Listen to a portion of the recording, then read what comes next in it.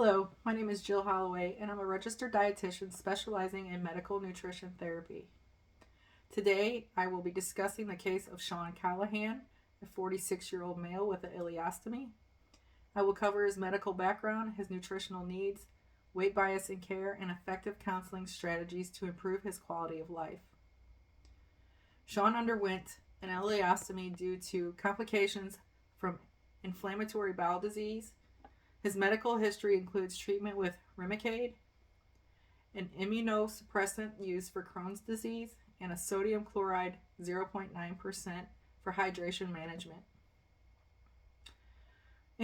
Environmental factors include history of inflammatory bowel disease leading to an ileostomy, high risk for dehydration due to loss of water and electrolytes from an ileostomy, increased nutritional needs to support healing and immune function.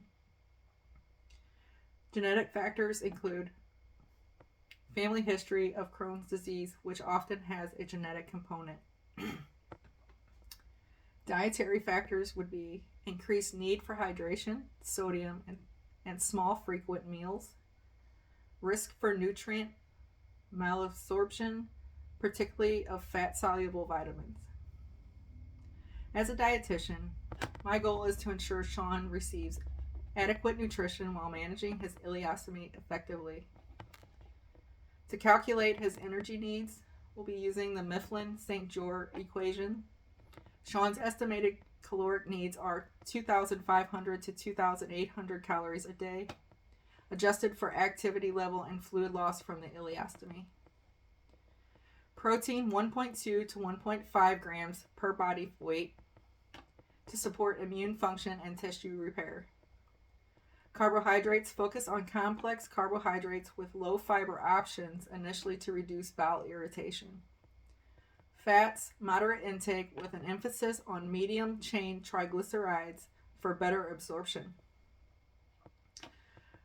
Pharmacotherapy considerations would be Remicade suppresses inflammation but can increase risk of infection and nutrient deficiencies.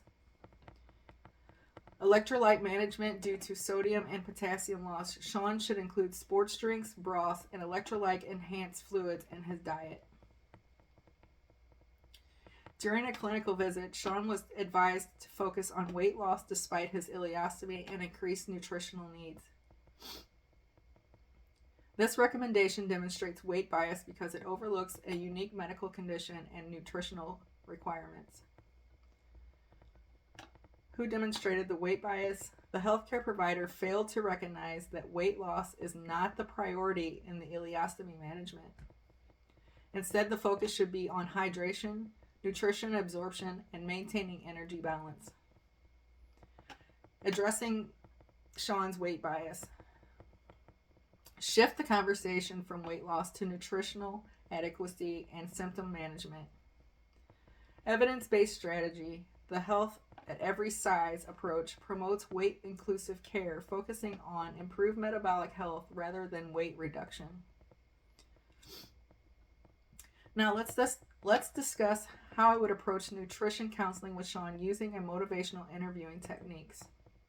I'd start with open-ended questions, or by using open-ended questions. Sean, can you tell me more about your daily eating routine and hydration?